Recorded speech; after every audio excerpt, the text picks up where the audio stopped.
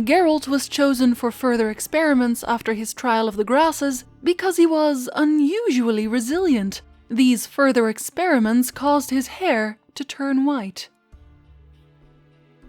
In the books, Ciri comes into the possession of a magical bracelet that allows her to control a magnificent black horse. She calls it Kelpie. The Kelpie also exists in Irish folklore. It can take multiple forms, but it usually takes the form of a horse, although its mane is always dripping wet. If a woman sat upon its back, it would run into the water, drowning the woman and becoming the Kelpie's meal instead. In contrast, Ciri's Kelpie gets her out of many difficult situations while leaving her pursuers in the dust. Kelpie? Does he mean that sea monster? No, that's what Ciri named her mare. Horse could apparently gallop like a demon. Good name for a horse. Iorveth's description is taken directly from the books when they describe Isengrim Falciana, though his depiction on the Gwent cards do not show him to be nearly as ugly and disfigured as the books describe. Nothing worth closing your eyes in horror over as the human facing him does. Even so, Iorveth is in fact mentioned in the books as a commander as well, and it's not explained exactly how he escaped the executions.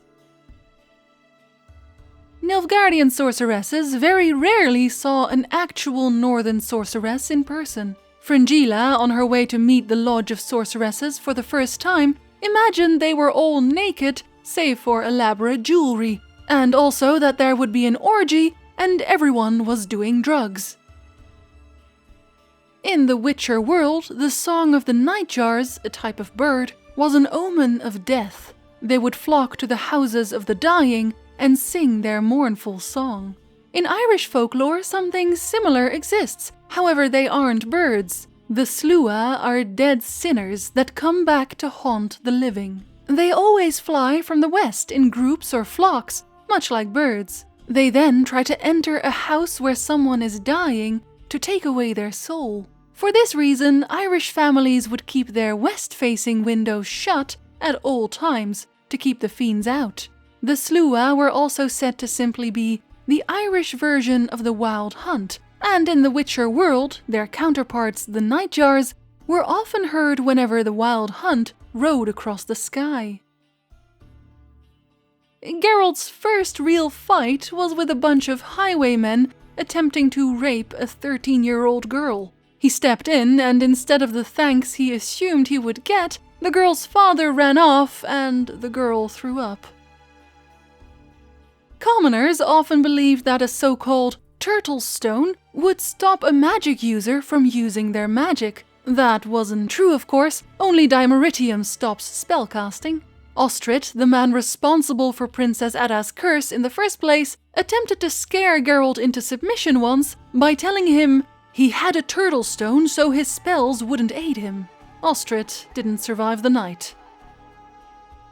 During their travels in search of Ciri, Dandelion had taken it upon himself to describe everything that had happened during their journey. He kept the manuscript in a leather tube, decorated with the Rivian emblem, strapped around his torso. However, his first attempt at writing his memoirs were foiled as he left his memoirs in a closet in Toussaint after he cheated on Anna Henrietta. The leather tube was dug up centuries later by some archaeologists who were overjoyed with the find. Unfortunately for them, rumors started spreading that the tube was actually filled with a treasure, jewels and gold, and so the tube was stolen by a bunch of thugs. When they opened it to find nothing but papers, they panicked as they couldn't read the papers. They thought it was magic and immediately burned Dandelion's first draft of half a century of poetry. The poet did rewrite it afterwards, as Conviramurs, also in the future, has read his memoirs extensively. As a side note, Dandelion himself wanted to call the book 50 Years of Poetry at first, but Regis, the vampire, noted that half a century of poetry sounded much better, and Dandelion agreed. We'd admire our virtues, me yours, and you mine. I could pet your cheeks. You might twiddle my nose. Or grasp me elsewhere and leave me satisfied. No, that didn't come out right. When Ciri jumps to a new world again at the end of the book saga, it seems she's landed in the time of King Arthur. While she's bathing in the lake, she meets Sir Galahad, who thinks she's the famed Lady of the Lake. He guesses where she's from, wrongly of course, as it's an entirely different world, and Ciri tells him she is in fact from Rivia and from the city of the same name. Though she is of course from Sintra, she instead chooses, just like Geralt did, to be from Rivia instead. Throughout The Witcher 3, you'll be met by a knight called Ronvid of the Small Marsh at certain points in the story. This knight will challenge Geralt each time for the honor of Maid Bilberry. For her honor, he was to slay 100 knights in mortal combat, and Geralt would be his first. When he keeps losing but Geralt refuses to kill him, he goes so far as to hire 2 thugs to aid him in his task. In the books, Geralt runs into such a knight as well, but as that knight is far more recognizable as a knight, Geralt immediately shuts him down. When the knight looked towards Geralt and Dandelion, approaching the gate he was standing at, just as Ronvid did when you first met him, this short interaction was enough.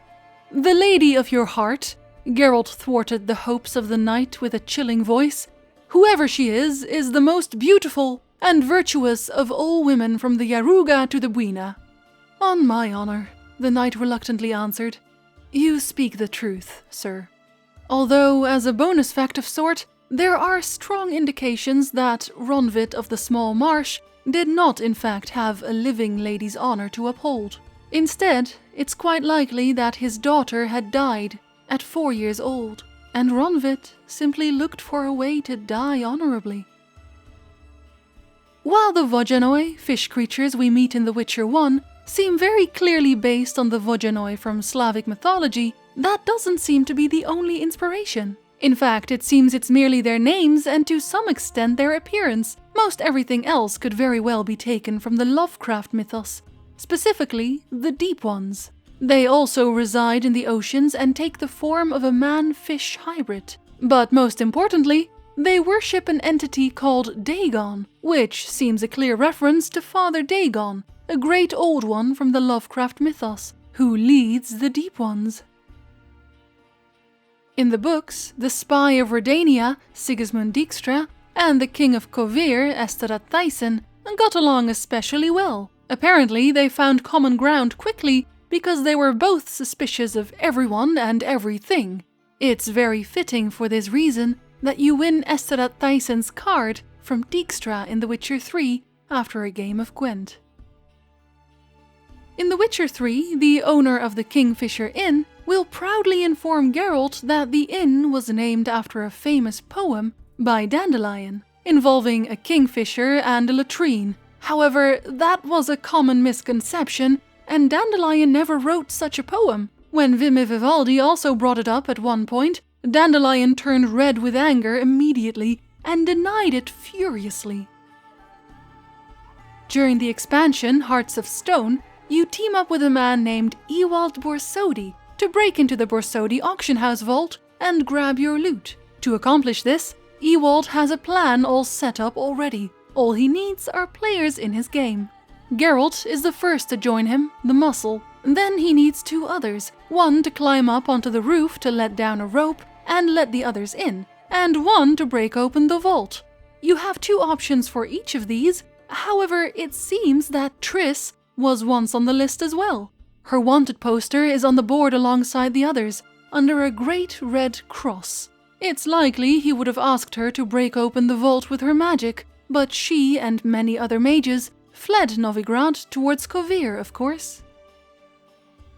While hearing Dandelion describe Novigrad, he lists the usual: warehouses, paved city streets, watermills, slaughterhouses, a large manufactory of pointed-toe shoes, a castle, pawnbrokers, a mint, 8 banks, and 12 brothels. You know, the usual. We can find all of this in the game, of course, except we can't seem to find the zoo Dandelion also mentions. Perhaps all the animals have since been eaten on account of the food shortages.